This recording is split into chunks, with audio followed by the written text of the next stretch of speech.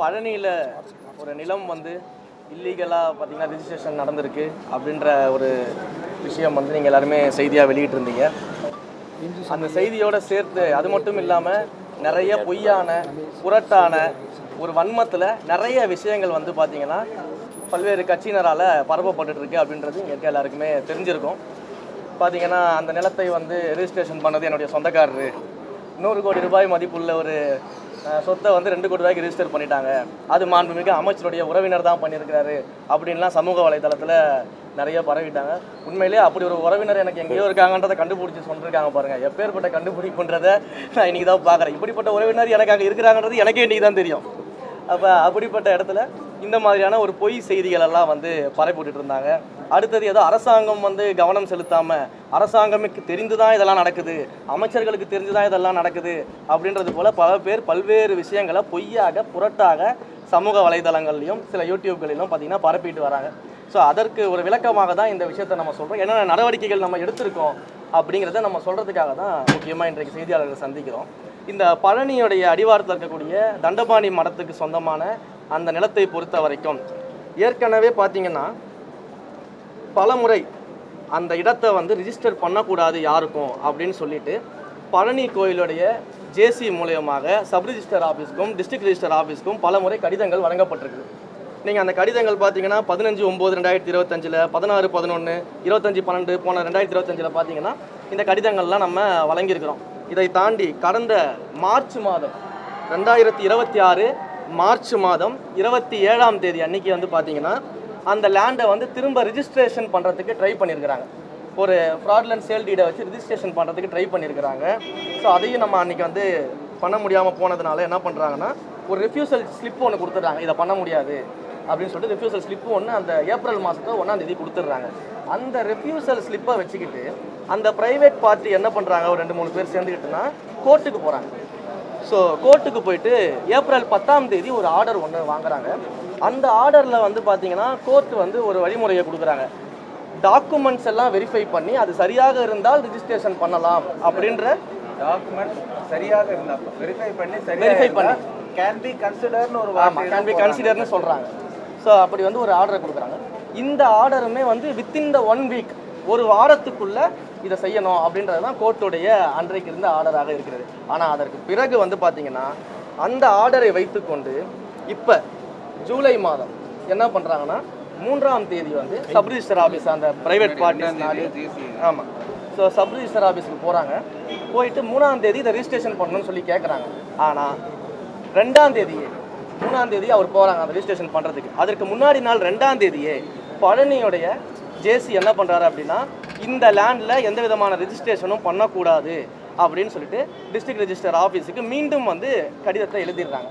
3ஆம் தேதியும் அந்த ரிஜிஸ்ட்ரேஷனை வந்து ஹோல்டு பண்ணி பெண்டிங்கில் போட்டுடுறாங்க. முயற்சி பண்ணுறாங்க, நம்ம பெண்டிங்கில் போட்டுடுறோம். முயற்சி பண்ணுறாங்க. அப்போ இருந்த சப் ரிஜிஸ்டர் வந்து அப்போ வந்து அசிஸ்டன்ட் ஒர்க் பண்ணிட்டு இருக்கிறாரு. நாங்கள் 1ஆம் தேதி ஒரு ட்ரான்ஸ்ஃபர் போடுறோம், புதுசாக ட்ரான்ஸ்ஃபர் ஆனவங்க இன்னும் வந்து ஜாயின் பண்ணல. அதுக்காக ஒரு அசிஸ்டன்ட் வந்து சப் ரிஜிஸ்டர் பொசிஷனில் இருக்கிறாங்க. அவர் வந்து மறுத்துறாரு, இந்த பெண்டிங்கில் போட்டுறாரு அந்த டாக்குமெண்ட் ரெஜிஸ்டர் பண்ணாமல். பெண்டிங்கில் போட்டு முடிச்சதுக்கப்புறம் வந்து பார்த்தீங்கன்னா திரும்ப வந்து 6ஆம் தேதி ஒரு அடிஷ்னலாக வந்து சார்ஜ் எடுத்துக்கிறதுக்காக லீவில் இருக்கக்கூடிய இடத்துல ஒரு ஆள் சார்ஜ் எடுத்துக்கணும். அந்த பர்சனும் லீவில் போகிறதுனால சார்ஜ் மணிகண்டன் ஒருத்தரை வந்து ஸோ அந்த ஜஸ்டின் மணிகண்டன் அப்படின்றவர் வந்து சார்ஜுக்கு அன்றைக்கி லீவில் போகிறதுக்காக யாருமே இல்லைன்றதுனால சார்ஜுக்கு வராரு. அவர் இதை பற்றியான இந்த ஹிஸ்ட்ரியை தெரியாமல் என்ன பண்ணிடுறாரு அப்படின்னா அந்த ரிஜிஸ்ட்ரேஷனை அன்றைக்கி பண்ணி கொடுத்துட்றாரு. இது வந்து 6ஆம் தேதி நடக்குது. அப்போ இது தெரிஞ்ச உடனேயே உடனடியாக நம்மளுடைய ஹெச்ஆர்என்சியினுடைய அதிகாரிகள் என்ன பண்ணுறோம் அப்படின்னா இந்த ரிஜிஸ்ட்ரேஷன் வந்து இல்லீகலானது, இதை வந்து அவங்க இந்த ஹிஸ்ட்ரியை பார்க்காம பண்ணி கொடுத்துட்டாங்க அப்படின்னு சொல்லி சம்மந்தப்பட்ட துறை அதிகாரிகள் பதிவுத்துறை அதிகாரிகள்லாம் பேசி அந்த நிலத்தோடைய ரிஜிஸ்ட்ரேஷனை ஸ்டாப் பண்ணுறதுக்கு என்னென்ன வழிமுறைகள் இருக்குதோ அது எல்லாத்தையும் முன்னெடுத்துருக்கிறோம். கோர்ட்டில் இது சம்மந்தமான வழக்கு இருக்குது. இன்றைக்கு அந்த வழக்கு வந்து விசாரணைக்கு வந்துச்சு. விசாரணைக்கு வரும்பொழுது ஹெச்ஆர்என்சியும் வந்து ஒரு பார்ட்டியாக அவங்க அட்மிட் பண்ணியிருக்கிறாங்க. நாளைக்கு மறுபடியும் இந்த கோர்ட்டில் கேஸ் வருது. அப்போ இந்த லேண்டை நம்ம திரும்ப வந்து ரிட்ரைவ் பண்ண போகிறோம் அப்படின்றதுல எந்த விதமான சந்தேகமும் யாருக்கும் இங்கே தேவை கிடையாது. அதே போல் மாண்புமிகு அமைச்சர் அவர்களும் அவர் துறை சார்ந்து அந்த சார் பதிவாளரை உடனடியாக சஸ்பென்ஷன் பண்ணிட்டு நேர்மையான விசாரணைக்கு என்னென்ன செய்ய முடியுமோ அது எல்லாத்தையும் அவரும் அவர் துறை சார்ந்து பண்ணிக்கிட்டு இருக்கிறாரு. இப்படி லைன் பை லைனாக ஒவ்வொரு ஆக்ஷன்ஸாக நம்ம எடுத்துகிட்டு இருக்கும்பொழுது, ஏன்னா நாம் வந்து ஒரு அரசாங்கம் நடத்துகிறோம், சட்ட ரீதியிலான முறையில் நம்ம இந்த விசாரணை நடத்துகிறோம், நடவடிக்கைகள் இருக்கணும்னு சொல்லிட்டு இது ஒவ்வொன்றா நம்ம பண்ணிக்கிட்டு இருக்கும்பொழுது இந்த விசாரணையை வந்து என்னன்னே தெரியாமல், என்ன நடக்குது, அரசாங்கம் என்ன பண்ணுது, இது எதையுமே தெரியாமல் பொத்தாம்பொதுவாக வந்து அமைச்சருடைய உறவினர் வந்து இந்த லேண்டை வந்து வாங்கிட்டாரு, அமைச்சரோட இதில் கை இருக்குது, அமைச்சருக்கு தெரிஞ்சுதான் இது நடக்குது அப்படின்லாம் ஒரு பயங்கரமான வன்மத்திலையும் இந்த அரசாங்கத்தின் மேலே ஏதாவது ஒரு ஊழல் கரையை வந்து நம்ம பண்ணிட மாட்டோமா அப்படிங்கிறதுக்காகவும் எதிர்கட்சிகள் கங்கணம் கட்டிக்கொண்டு வேலை பார்க்கறது நல்லா தெரியுது. நீங்கள் எவ்வளவு முயற்சி செஞ்சாலும் எங்களுடைய மாண்புமிகு முதலமைச்சர் அவர்கள் சொன்னது போல எங்களுடைய கவர்மெண்ட் க்ளீன் கவர்மெண்ட்டாக இருக்கும், டிரான்ஸ்பரண்ட் கவர்மெண்ட்டாக இருக்கும், கரப்ஷன் ஃப்ரீ கவர்மெண்ட்டாக நிச்சயம் இருக்கும். தவறு செஞ்சவங்க யாராக இருந்தாலும், எந்த டிபார்ட்மெண்ட்டாக இருந்தாலும், எவ்வளவு பெரிய அதிகாரியாக இருந்தாலும் நிச்சயமாக நடவடிக்கை எடுப்போம். அதற்கான ப்ரொசீஜரில் தான் நாங்கள் இருந்துகிட்டு இருக்கிறோம். அந்த விசாரணைகள்லாம் நடந்துகிட்டு இருக்குது. போலீஸ் ஸ்டேஷனில் எஃப்ஐஆர் ஃபைல் பண்ணியாச்சு. சம்மந்தப்பட்ட சப் ரிஜிஸ்டர் மேலேயும் அதே போல் இந்த ரிஜிஸ்ட்ரேஷனுக்காக ட்ரை பண்ண அந்த ப்ரைவேட் பார்ட்டிஸ் மேலேயும் எஃப்ஐஆர் ஃபைல் பண்ணி போலீஸ் விசாரணை நடந்துகிட்டு இருக்குது. துறை ரீதியான நடவடிக்கைகளையும் எடுத்துக்கிட்டு இருக்கிறோம். ஸோ இப்படி எல்லா விஷயங்கள்லையுமே எல்லா இடங்கள்லையுமே மிக நேர்மையாக எங்களுடைய விசாரணை நடந்துகிட்டு இருக்குது. இதற்கு நடுவில் இது போல பொய் புரட்டுகளை பரப்புவர்கள் மேலே, குறிப்பாக என்னுடைய உறவினர்னு சொல்லி பொய் புரட்டுகளை நிறைய பேர் பரப்பிட்டு இருக்காங்க பார்த்தீங்களா, அவங்க மேலே எல்லாமே சட்டப்படி நடவடிக்கை எடுக்கிறதுக்கான முயற்சிகளை நான் முன்னெடுத்திருக்கிறேன். காவல் நிலையத்துறையில் புகார் அளிச்சிருக்கிறோம். தொடர்ந்து இது போல செய்யும் வகையில் யார் யாரெல்லாம் இப்படி பொய் புரட்டு புகார்களை பரப்பிட்டு இருக்காங்களோ அவங்க மேலே நடவடிக்கை எடுக்கப்படும். ஒருவேளை என்னுடைய உறவினர் தான் அந்த 100 கோடி சொத்தை வாங்கினாரு, அவர் தான் 2 கோடி பண்ணிட்டாருன்னு யாராவது நிரூபித்து ஆதாரம் இருந்தால் காட்ட சொல்லுங்கள். அப்படி எந்த ஆதாரமே இல்லாமல் பொய்யாக புதுசாக ஒரு உறவினரை எனக்கே உருவாக்கிட்டு இருக்காங்க. எனக்கே தெரியாது என் உறவினர் இருக்காங்கன்னு சொல்லிட்டு புதுசாக ஒரு உறவினரை உருவாக்குறாங்க.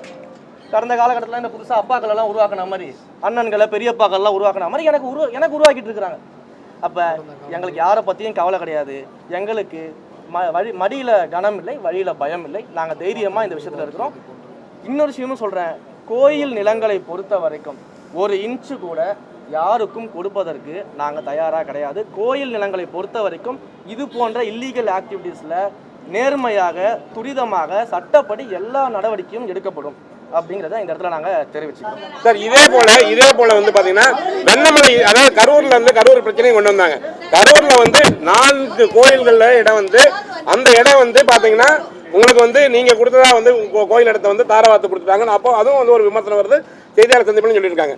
கரூர்லேயே 2 விதமான ஒரு குழப்பங்கள் இருக்குது. ஏன்னா ஒரு புறம் வந்து கோயில் இருந்து நீங்கள் கொடுத்துருக்கீங்க, அதே போல் வெண்ணமலையிலையும் வந்து மக்கள் வந்து ஏற்கனவே கவர்மெண்ட் ரிஜிஸ்டர் பண்ணதெல்லாம் அப்போ வந்து கோயில் இடம் இருந்தபோது ஏன் ரிஜிஸ்டர் பண்ணாங்க?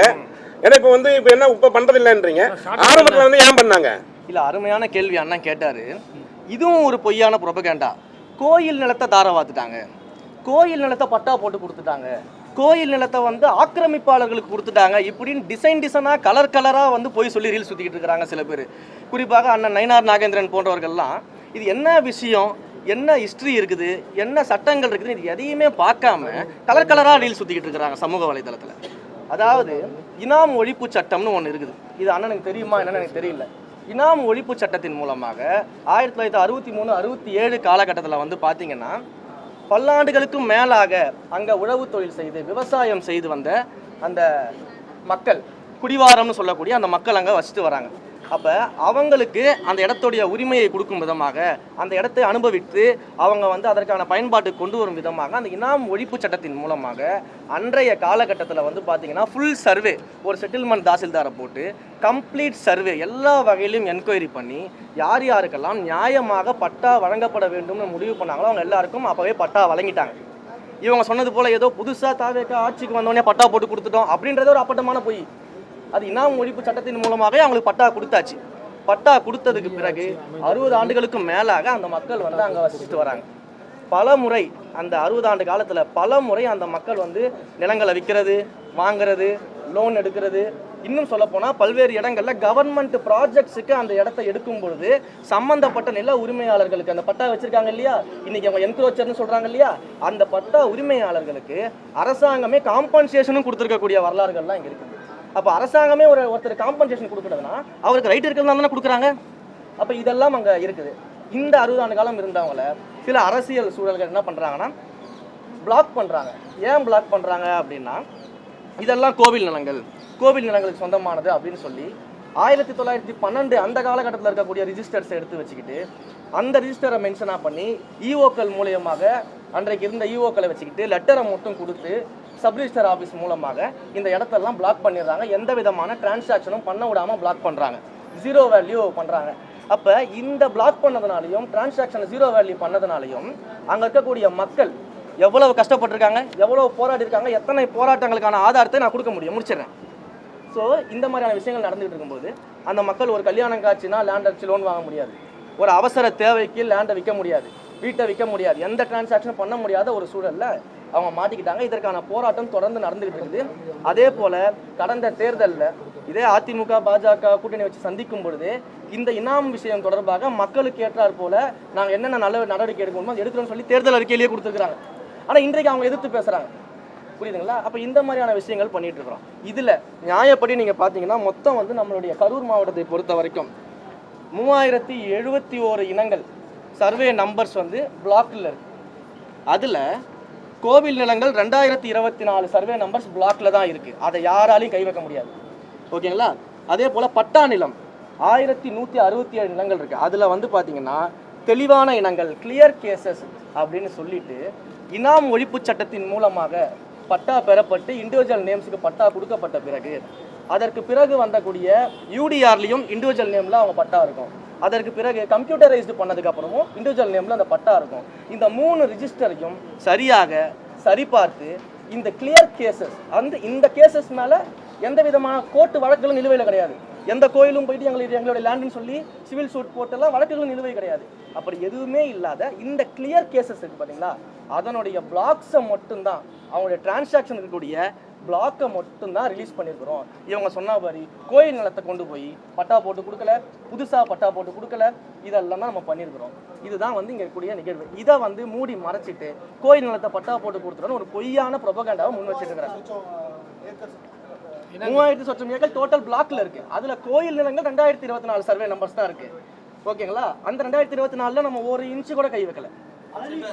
இன்னுமே அதுல வந்து நீங்க வெண்ணமலை கோயிலே வரல. வெண்ணமலை கோயில் என்ன பிரச்சனை இருக்கு அதுல? ஏன்னா இதுல வந்து நீங்க வந்து மத்த 4 கோயில் ஏதாவது ஒரு விஷயம் 4 கோயில்ல பேசிட்டீங்க. இதே அது ஒட்டி தான் வருது. வெண்ணமலை கோயில்ல என்ன பிரச்சனை? வெண்ணமலை கோயில் என்ன பிரச்சனை சொல்லுங்க. இல்ல யாராவது ஒருத்தரா கேளுங்களேன்.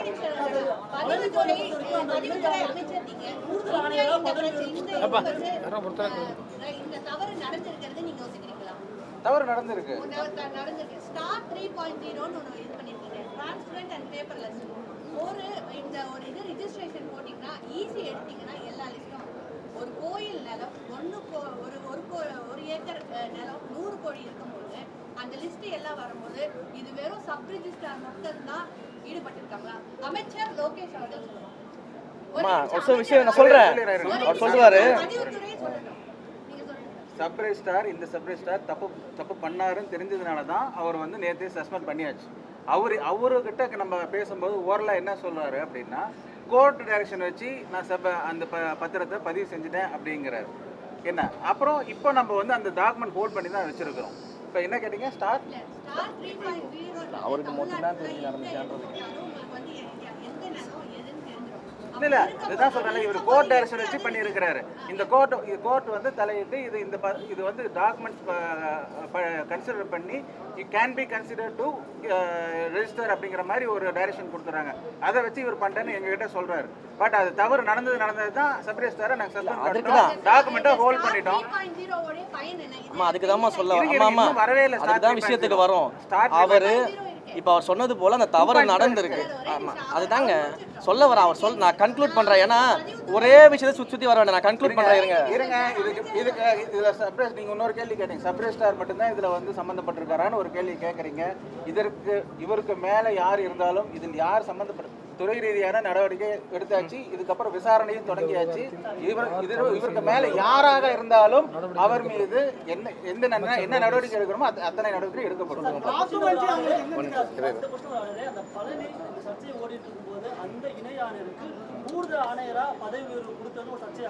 அதுதாங்க சொல்றேன். இதெல்லாம் அதுதான் சொல்றேன். அதே மாரிமுத்து தான் 4 தடவை சப் ரிஜிஸ்டர்ஸ்க்கு லெட்டர் எழுதியிருக்கிறாரு. அதே மாரிமுத்து தான் 2ஆம் தேதி சப் ரிஜிஸ்டருக்கு லெட்டர் எழுதியிருக்காரு. அப்புறம் எதன் அடிப்படையில் நீங்கள் அவரோட ப்ரமோஷன், அவர் ப்ரமோஷன் லிஸ்ட்டில் இருக்கிறவர், எதன் அடிப்படையில் அவரோட ப்ரமோஷன் நிப்பாட்டி வைக்கணும்னு நீங்கள் சொல்கிறீங்க? அவர் தானே லெட்டரே கொடுத்துருக்காரு 2ஆம் தேதி சப் ரிஜிஸ்டர் ஆஃபீஸ்க்கும் டிஸ்ட்ரிக்ட் ரிஜிஸ்டர் ஆஃபீஸ்க்கும் இந்த லேண்டை பத்திரப்பதிவு பண்ணக்கூடாதுன்னு ரிஜிஸ்டர் கொடுத்துருக்காரு. கோர்ட்டில் கேஸ் அவர் தான் மூவ் பண்ணியிருக்காரு அந்த கோயில் சார்பில். இவ்வளோ விஷயங்களை அவர் முன்னெடுத்திருக்காரு தானே.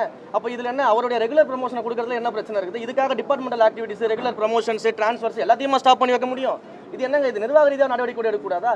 எதற்கெடுத்தாலும் வந்து மொட்டை தலைக்கும் முழங்காலுக்கும் முடிச்சு போகிறதுன்னு சொல்லுவாங்களா, அந்த வேலையை பார்த்துக்கிட்டு எல்லாருமே கலெக்டராக ரீல் சுற்றிக்கிட்டு இருக்கிறதுக்காக டிபார்ட்மெண்ட் வேலையை செய்யாமல் இருக்க முடியும்? இது அவங்க தான் புரியாமல் பேசிக்கிட்டு இருக்கிறாங்க எல்லாருமே. சார், இப்போ உங்கள் மேலே வதந்தி பரப்பப்படுது, உங்கள் மேலான குற்றச்சாட்டுகள் எதிர்க்கட்சி வைக்கிறாங்க, காலை முதல்ல சொல்லியிருக்காங்க சார், புகார் கொடுக்கப்பட்டிருக்கு அப்படின்னு சொல்லி. புகார் இதுக்கப்புறம் தான் கொடுக்க போறீங்களா? புகார் நேற்றே கொடுத்தாச்சு சார், கமிஷனர் ஆஃபீஸில் புகார் கொடுத்தாச்சு. சம்மந்தப்பட்ட ஐடிஸு, எந்தெந்த யூடியூப் மீடியாஸு, எந்தெந்த முக்கியமான மீடியாக்களில் என்னுடைய உறவினர்னு சொல்லி சொல்கிறது, எனக்கு இதில் பங்கு இருக்குன்னு சொல்லி சொல்கிறது, ஆதாரம் இல்லாத குற்றச்சாட்டில் யார் யாரெல்லாம் வச்சுருக்காங்களோ ப்ராப்பர் லிங்கோட அவங்க செய்தியோட எல்லாத்தையுமே கமிஷனருக்கு கம்ப்ளைண்ட் கொடுத்துருக்குறோம். அதன் மேலே ஆக்ஷன் எடுப்போம். தொடர்ந்து இதே மாதிரி இழிவாக முறையில் இதே மாதிரி ஒரு பொய் புரட்டு செய்திகளை ஆதாரம் எல்லாம் பேசிகிட்டு இருந்தால் அடுத்த கட்ட நடவடிக்கைகள் எடுப்போம். சட்ட ரீதியாக கொடுத்தாச்சு, கம்ப்ளைண்ட் கொடுத்தாச்சு, எஃப்ஐஆர் இன்னைக்கு ஃபைல் பண்ணிடுவாங்க. கேள்வி 4 கோயிலை தவிர நான் ஒரு கேள்வி எனக்கு என்ன முடியல, அது விவகாரம் இருக்கு. நம்ம கேள்வி அதை முடிச்சுடுங்க. எஃப்ஐஆர் இன்னமும் அமைச்சர் கொடுத்த புகார் மீது எஃப்ஐஆர் காவல்துறை ஏன் பதிவு பண்ணாங்க? நேற்று நைட்டு தாங்க கொடுத்துருக்குறோம். அவங்களும் அதை பார்த்துட்டு எஃப்ஐஆர் ஃபைல் பண்ணுவாங்கல்ல. சாதாரண மக்களாக இருந்தாலும் ஒன்று தான், அமைச்சர் இருந்தாலும் ஒன்று தான். அமைச்சர்னா மட்டும் என்ன ஃபாஸ்ட் ஃபார்வர்டாக பண்ண முடியும்? அவங்க விசாரிச்சுட்டு எஃப்ஐஆர் போட்டு கொடுப்பாங்க. நாங்கள் எங்கள் வேலையை பார்த்துட்டு இருக்கோம். சார் ஐயா, என் கேள்விக்கு பதில், ஏன்னா 4 கோயிலில் வந்து 4 கோயிலுக்கு அந்த இது பண்ணிட்டீங்க.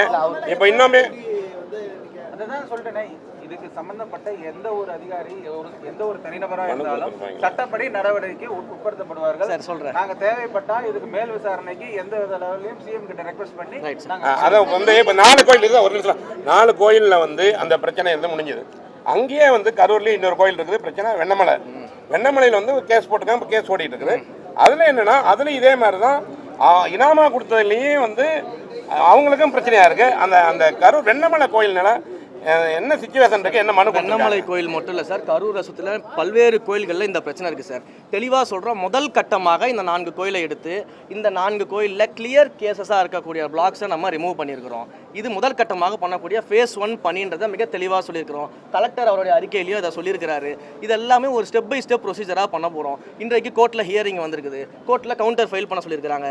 இன்றைக்கு இந்த வழக்கின் மீது எந்த விதமான ஸ்டேவும் வந்து கொடுக்கல. ஸோ ப்ராப்பர் டாக்குமெண்ட்ஸை கோர்ட்டில் சப்மிட் பண்ண சொல்லியிருக்கிறாங்க. நாங்கள் கவுண்டர் கொடுக்க போகிறோம். அதே போல் இந்த மாதிரியான கிளியர் கேசஸ் இன்னும் எங்கெங்கெல்லாம் இருக்குது, இதற்கு நாங்கள் என்னென்ன அடுத்த கட்ட முன் நடவடிக்கை எடுக்க போகிறோம் அப்படிங்கிறது எல்லாமே நானும் மாண்புமிகு அமைச்சரும் ரெவென்யூ மினிஸ்டரும் எல்லாரும் சேர்ந்து முடிவு பண்ணி சிஎம் கிட்ட அப்ரூவல் வாங்கிட்டு தொடர்ச்சியாக தெளிவாக சொல்கிறோம். கோயில் நிலங்களை பாதுகாப்பதில் எங்களுடைய அரசு, இந்து சமய அறநிலையத்துறையும் மிக கவனமாக இருக்கிறது. கோயில் நிலங்களை ஒரு இன்ச்சு கூட யாருக்கும் விட்டுத்தர மாட்டோம். அதே சார் போல் இந்த மாதிரியான மக்கள் வாழ்வாதார பிரச்சனை, மக்கள் அவங்களுடைய இத்தனை ஆண்டு காலமாக வாழ்ந்து எல்லா டாக்குமெண்ட்ஸ் வச்சுக்கிட்டு பட்டா வச்சுக்கிட்டு அரசாங்கம் ஒரு ஆக்ட் போட்டு பட்டா கொடுத்து அதை கூட பயன்படுத்த முடியாத சூழலில் இருக்கும்போது அங்கே மக்களுக்காகவும் இந்த அரசாங்கம் செயல்படக்கூடும். அதனால் மக்கள் பிரச்சனையாக அணுகுவோம், கோயில் பிரச்சனையாக அணுகுவோம். இதில் நாங்கள் கிளியர் கட்டு டைரக்ஷனோட இருக்கிறோம். கடந்த ஆட்சிகள்லாம் நீங்கள் பார்க்கும்பொழுது எல்லாமே கோயில் நிலம்ன்ற சப்ஜெக்டுக்குள்ளே தான் போவாங்களே தவிர்த்து கோயில் நிலம், இனாம் நிலங்கள்னு நம்ம இன்னைக்கு ஸ்ப்ளிட் பண்ணி எல்லாத்தையும் பண்ணியிருக்கிறோம். ஸோ இது தொடர்ச்சியாக நடைபெறும். கோயில் நிலங்களை நாங்கள் விட்டு கொடுக்க மாட்டோம். அதே போல் மக்களையும் வந்து நாங்கள் எந்த இடத்துலையுமே வந்து பார்த்தீங்கன்னா அவங்களுடைய வாழ்க்கை விட்டு கொடுக்க மாட்டோம். நன்றி, மறுபடியும் பார்ப்போம். ஹலோ.